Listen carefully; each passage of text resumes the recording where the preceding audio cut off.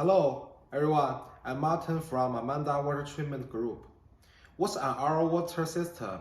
You have heard the term of RO before and know that it is some kind of water purification system, but what do the R and the O stand for? What does it work? Do you really need one for your family? Okay, this is our machine. It's our brand, you make. So the filtration starts out by passing your water through a sediment filter to remove the dirty particles in your family water. Before going through the carbon filter to remove chemicals like chlorine or cheramides, herbicides and pesticides.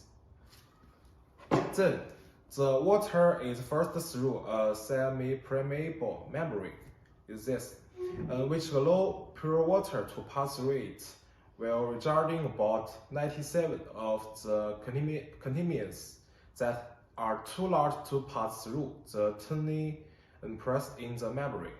As the water is being purified, the membrane is continually clearing itself, washing the rejected contaminants away from the membrane and down the drain. Because the reverse osmosis water is product relatively slowly need to be stored in its own small pressure tank to make sure that there will be plenty of water to be dispensed quickly from the filter for your family. If you want to learn all about the benefits of the reverse osmosis machine, please contact us.